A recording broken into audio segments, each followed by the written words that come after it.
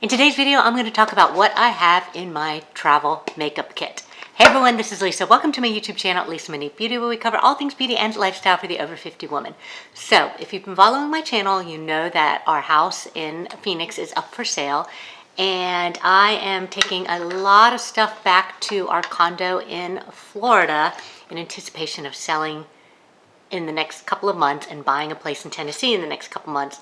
And then I'll just be able to drive up all my stuff from Florida to a new home in Tennessee. So I have packed up all of my makeup. I had about 50% of it, maybe a little bit more, moved to Destin when I drove out there in September. I drove back for the holiday, so I am loading up my car and doing another trip back this week, and I have packed up all of my makeup.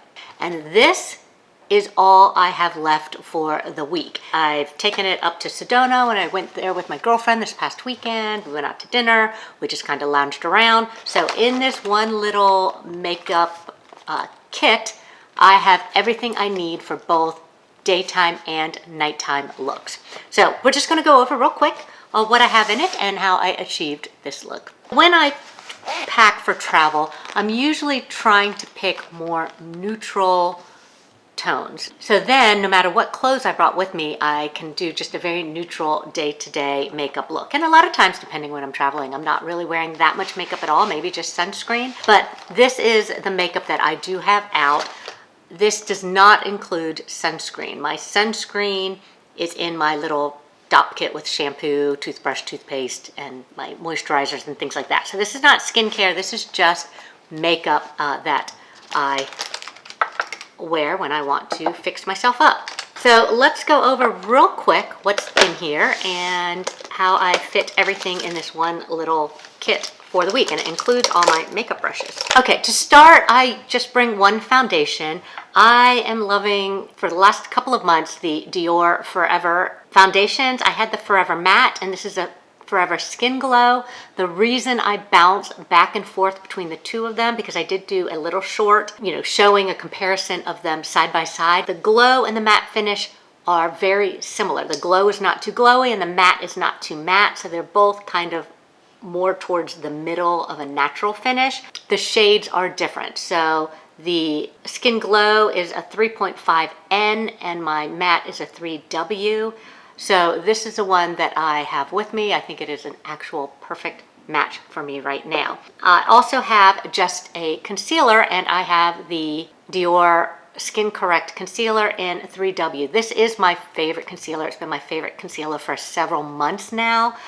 This is the #1 concealer that I am reaching for. Both of these are available at Sephora, and Sephora does have, if you sign up for their Beauty Insider this month by the 11th, it's coming up pretty quick. Anybody can get a 20% off one purchase if you sign up for the Beauty Insider program, which is free. If you want to try the Forever Skin Glow and you weren't a 20% off during the Sephora holiday event, savings event, you can get 20% off if you sign up for the Beauty Insider and go to the website and use their special code. I think it's only good until December 11th though. So those two products are my favorite face products right now. You will remember I have researched some other foundations that I really like, but these are the ones that I've been reaching for time and time again since I think pretty much September. They have been my favorite products. Next, I have my eyes and face. I don't remember when it came out, but it is the Charlotte Tilbury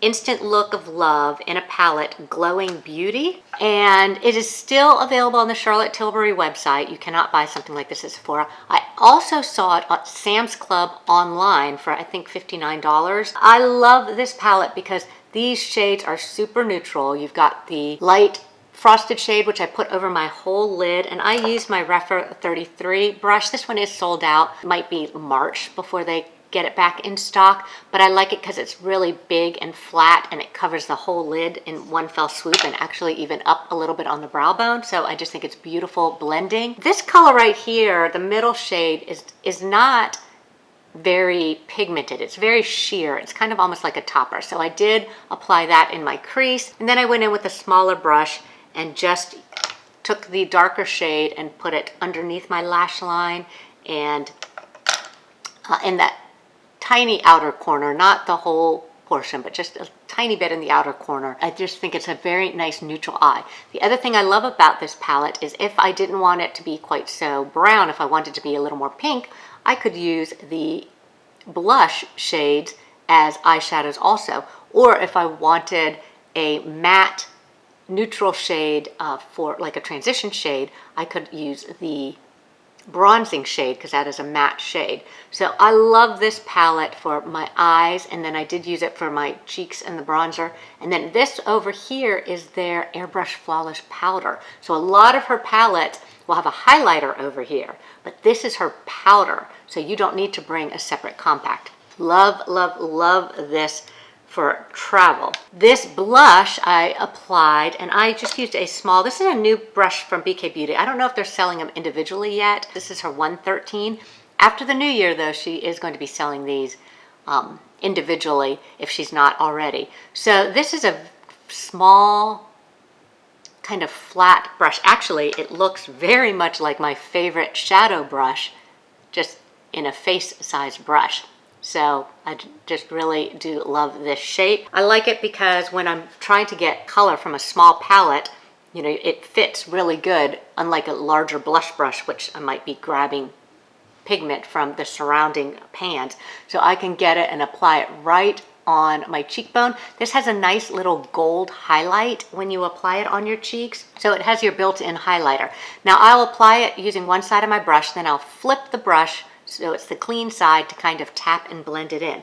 Then I flipped it over, used the other side to use the contour, kind of flipping back and forth with the powder so I get just a really nice transition between the two different shades. To set everything, I used my fluffy blush brush. This is the Rephr 05, and used that just in the powder, the airbrush powder, and brushed it over my face. So this number 2 powder, it's their medium. I think it's great for all but the fairest skin tone. So it looks really good in your fair to medium deep skin tones. If you have a really deep skin tone, it will be too light. You could actually just use it maybe as a highlighter under your eyes if you have those deeper skin tones. But I do think these are beautiful shades for a wide variety of skin tones from fair to medium deep. Now, when I'm talking about the brushes that I had tossed in here, these aren't carefully selected brushes. In fact, I probably would have grabbed 1 or 2 different eye brushes. One of them I know I did grab, but I think it's in my big giant moving box right here. But I do always bring a foundation brush because I love the foundation brush. I always bring a concealer brush. This is the Rephr number 32. I also have the Angie Hot and Flashy concealer brush, the A506. I like this one to go into this little narrow area better, and I like this one, like if I was setting my concealer, I love this one for setting concealer because it's wide and flat. I always try and bring one brush to apply the shadow, which of course this one is my favorite brush right now, and then a fluffy blender brush, and this A503 is definitely nice and fluffy. I do have the A210, which is a pencil brush. I like the smudger brush better, which is what I had packed away. But you just need like a small little smudger brush for shadow and smudging my liner. No, and then I have a small face brush and a medium-sized face brush. I don't normally always travel with a big fluffy powder brush because it takes up too much room. Then I also have usually tweezers, pencil sharpener. This is big. I normally carry a smaller sharpener, and my eyelash curler. Now for my brows, because I kind of skipped over them, my favorite is the Maybelline Brow Ultra Slim one because it's self-sharpening, and then it has the spoolie that you need, and this is just really good at filling in all of those empty spaces on my brows. Now, my brows are still fairly full. I do use my Rodan & Fields Lash Serum on my brows, as well as my lashes. I have noticed, I've been using it for a couple of years, and then I stopped for a while and gone back to using it, that this most recent time I've gone back to using it, it has made my lashes really long, but not as thick. When I first started using it, I think it increased the volume of my lashes too, but now I find it keeps them long, but they're still thin, and I have to get my volume with my mascara.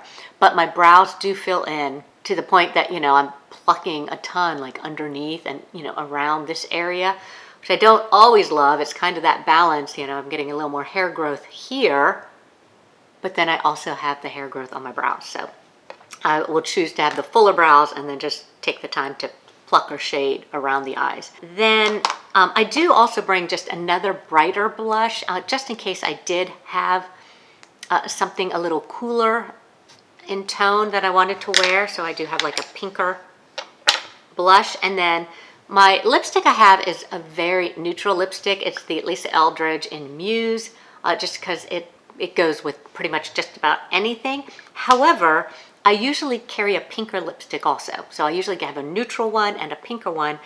I patch them all up. So I do have my pinker lip pencil that I could have also used just to color in my lips with a pinker color. This is the Lisa Eldridge in Petal. You can see it's much pinker. And then I have the Lisa Eldridge here in Fawn, which is again a little bit warmer and a little more neutral. And the thing I love about the Lisa Eldridge lip liners is they stay on. When I color in my lips, they will stay on through eating a meal. They're very, very, very long lasting. One of the very few lip pencils that I found will stay on underneath a lip gloss.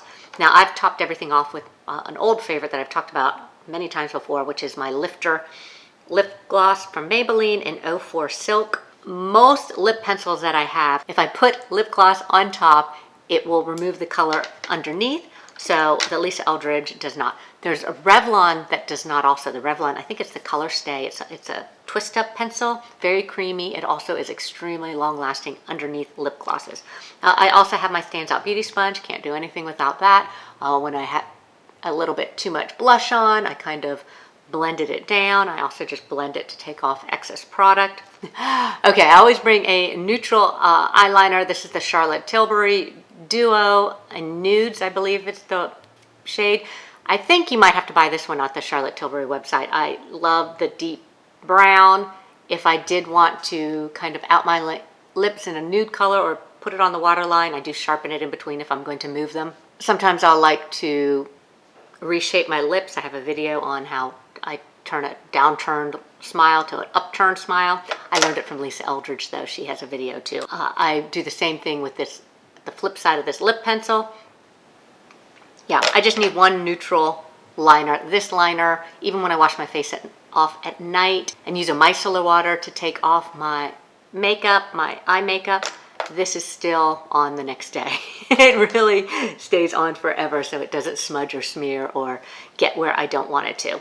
And that's about it. That's everything that I have in my little makeup kit. So I can do a warm or a cool look. I can go day to night by applying it just a little bit heavier. And I get what I consider a classic makeup look while traveling. I don't feel like I'm missing out on anything, especially since I'm going to have this for over a week. So let me know your favorite travel makeup products down in the comments below. As always, I sure appreciate you watching. Thank you so much for being here, and we will see you next time.